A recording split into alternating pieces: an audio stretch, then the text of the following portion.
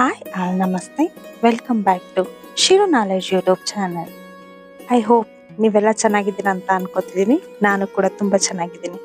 ಇವತ್ತಿನ ಟಾಪಿಕ್ ಏನಂದ್ರೆ ಬಾಣಂತನದ 3ನೇ ತಪ್ಪು ತಿಳುವಳಿಕೆ ಏನಂತ ನೋಡೋಣ ಬನ್ನಿ. ಯಾರೆಲ್ಲ ಪಾರ್ಟ್ 1 ಹಾಗೂ ಪಾರ್ಟ್ 2 ನೋಡಿಲ್ವೋ ನನ್ನ ಚಾನಲ್ನಲ್ಲಿ ಅವೈಲಬಲ್ ಇದೆ, ಹೋಗಿ ನೋಡ್ಕೊಂಡು ಬನ್ನಿ. ಅವಾಗ ನಿಮಗೆ ಈ ವಿಡಿಯೋ ಕಂಟಿನ್ಯೂಟಿ ಸಿಗುತ್ತೆ. 3ನೇ ತಪ್ಪು ತಿಳುವಳಿಕೆ ಏನಂದ್ರೆ ಹೊಟ್ಟೆಗೆ ಬಟ್ಟೆ ಕಟ್ಟೋದ್ರಿಂದ ಅಬ್ಡಮನ್ ಫ್ಯಾಟ್ ಕರಗುತ್ತೆ ಅನ್ನೋದು. ಅಬ್ಡಮನ್ಗೆ ಬಟ್ಟೆ ಏನು ಕಟ್ತಾರೆ ಅಂದ್ರೆ ಮೊದಲು ತಿಳ್ಕೊಳ್ಳಿ, ಬಟ್ಟೆ ಕಟ್ಟೋದ್ರಿಂದ ಫ್ಯಾಟ್ ಕಡಿಮೆ ಆಗಲ್ಲ.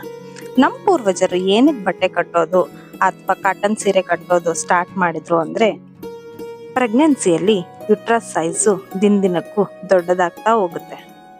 ಬರ್ತ್ ಆದ್ಮೇಲೆ ಅದು ಶಿಂಕ್ ಆಗಿ ಕಾಂಟ್ರಾಕ್ಟ್ ಆಗಿ ಅದು ಒರಿಜಿನಲ್ ಸೈಜ್ಗೆ ಹೋಗ್ಬೇಕು ಅಲ್ವಾ. ಆ ಸೈಜ್ಗೆ ಹೋಗ್ಲಿಕ್ಕೆ ಹೆಲ್ಪ್ ಆಗಲಿ ಅಂತ ತಾಯಂದ್ರಿಗೆ ಟಮ್ಮಿ ಬೈಂಡಿಂಗ್ ಆರ್ ಸೀರೆ ಕಟ್ಟೋದು ಅಂತ ಸ್ಟಾರ್ಟ್ ಮಾಡಿದ್ರು.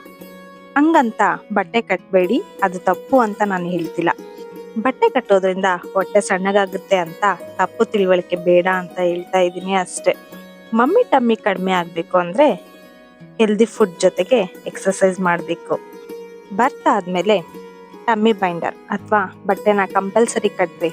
ಇದರಿಂದ ಯುಟ್ರಸ್ ಬೇಗ ಹೀಲ್ ಆಗುತ್ತೆ ಹಾಗೂ ಇನ್ಫ್ಲಮೇಷನ್ ಕಡಿಮೆ ಆಗಿ ತಾಯಿ ಓಡಾಡೋದಕ್ಕೆ ಸಪೋರ್ಟ್ ಸಿಗುತ್ತೆ.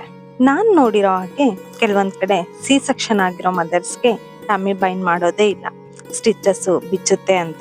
ಹಾಗೇನಿಲ್ಲ, ನೀವು ನಿಮ್ಮ ಡಾಕ್ಟರ್ಸ್ನ ಕೇಳಿಕೊಂಡು ಬಟ್ಟೆನ ಕಟ್ಟೋದಕ್ಕೆ ಸ್ಟಾರ್ಟ್ ಮಾಡಿ. ನಿಮ್ಮ ಬ್ಯಾಕ್ಗೆ ಹಾಗೂ ಯುಟ್ರಸ್ಗೆ ಸಪೋರ್ಟ್ ಸಿಗುತ್ತೆ ಹಾಗೂ ಎಲ್ಲ ಆರ್ಗನ್ಸ್ ಮತ್ತೆ ಮೊದಲ ಸ್ಟೇಜ್ಗೆ ಬರೋದಕ್ಕೆ ಹೆಲ್ಪ್ ಆಗುತ್ತೆ. ಇವತ್ತಿನ ವಿಷಯ ಇಷ್ಟೇ ಫ್ರೆಂಡ್ಸ್. ಈ ವಿಡಿಯೋ ನಿಮಗೆಲ್ಲ ಇಷ್ಟ ಆಗಿದ್ರೆ ಪ್ಲೀಸ್ ಲೈಕ್ ಮಾಡಿ, ಶೇರ್ ಮಾಡಿ ಹಾಗೂ ಕಮೆಂಟ್ ಮಾಡಿ. ಹಾಗೂ ಯಾರೆಲ್ಲ ಸಬ್ಸ್ಕ್ರೈಬ್ ಮಾಡ್ಕೊಳ್ದೆ ವಿಡಿಯೋನ ನೋಡ್ತಿದ್ದೀರೋ ಪ್ಲೀಸ್ ಸಬ್ಸ್ಕ್ರೈಬ್ ಮಾಡ್ಕೊಳ್ಳಿ. ನನ್ನ ವಿಡಿಯೋಸ್ಗಳು ಬೇಬಿ ಕೇರ್, ಕುಕ್ಕಿಂಗ್ ಹಾಗೂ ಹೆಲ್ತ್ ಟಿಪ್ಸ್ ವಿಡಿಯೋಸ್ಗಳಾಗಿರ್ತವೆ.